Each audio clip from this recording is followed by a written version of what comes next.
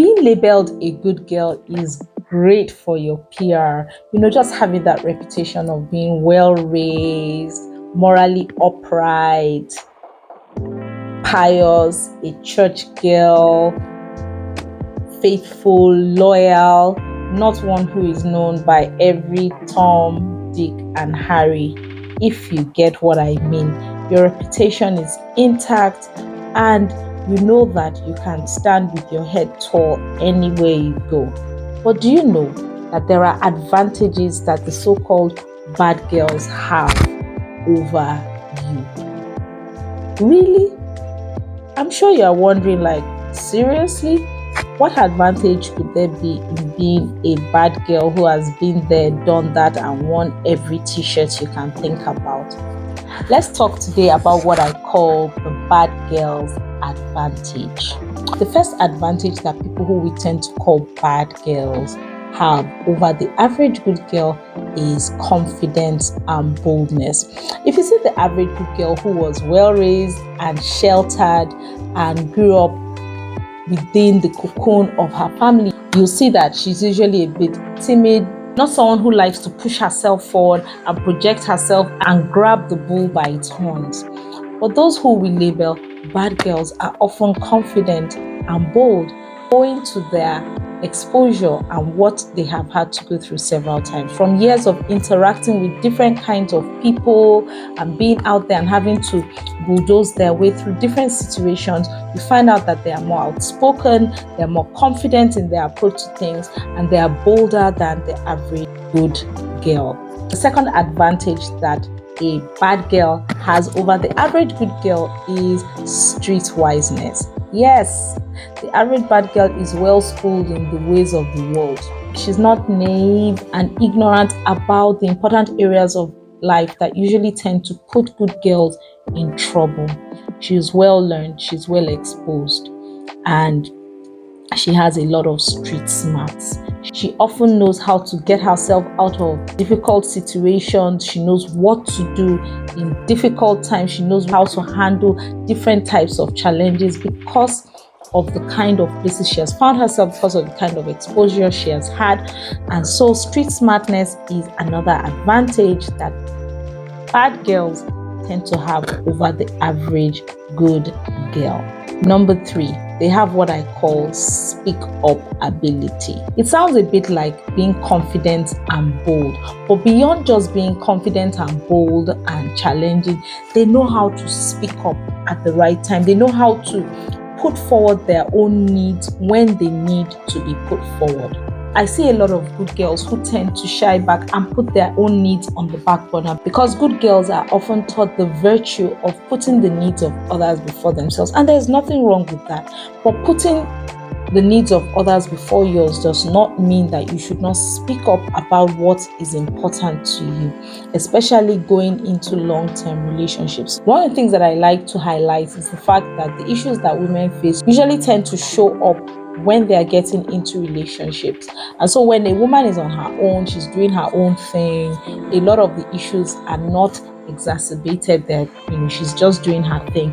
But when a woman gets into marriage and has to relate with a man or in a long-term relationships, that is where the issues tend to come from, because a woman on her own is a person on her own, just like there are men on their own, women on their own. They are dealing with their own situations. But the minute they get into relationships with men, that is when the issues that women have are highlighted.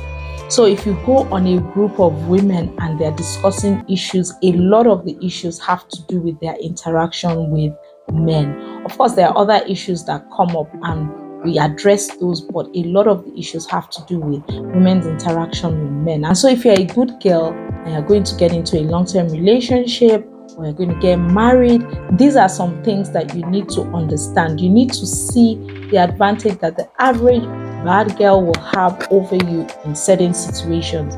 So you'll find out that they are more knowledgeable about things like sex, they're more knowledgeable about things like birth control, they're more schooled, they understand certain things, and in case of challenges, they know who to go and meet, they know where to go. But I've seen too many good girls who have no clue. A girl is getting married or getting into a relationship at 27, at 29, at 30, and she has no idea about how pregnancy really occurs. She has no idea about birth control. She has no idea about child spacing because she was never exposed to it. And so often we think that that is virtuous, that not finding out about those things is not virtuous. But the honest truth is that there's no virtue in getting into something without information. You don't have to get engaged in the act of sex to be knowledgeable about it. There are plenty of books that you can read.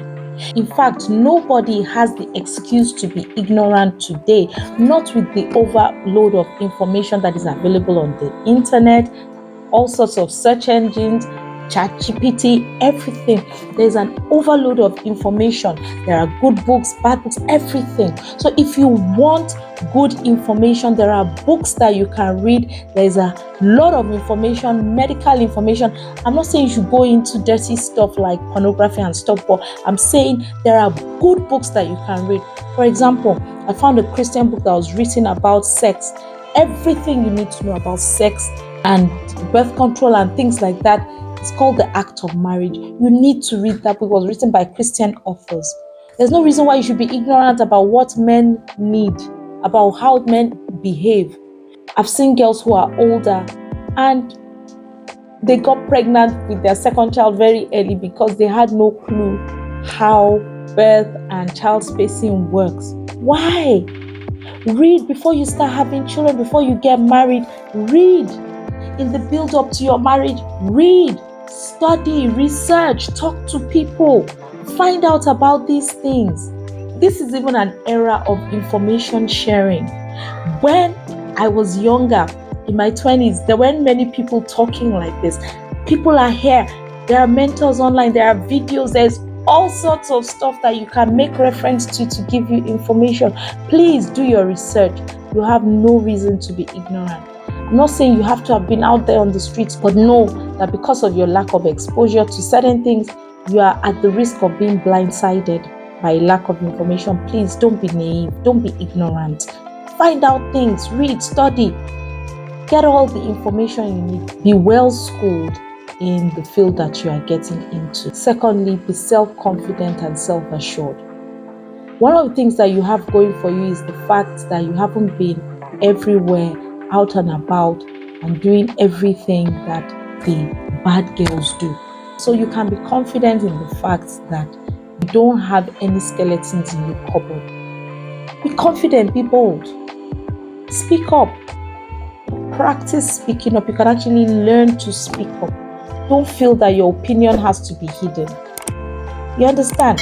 Don't feel that you shouldn't have a voice. You have a voice. Use it.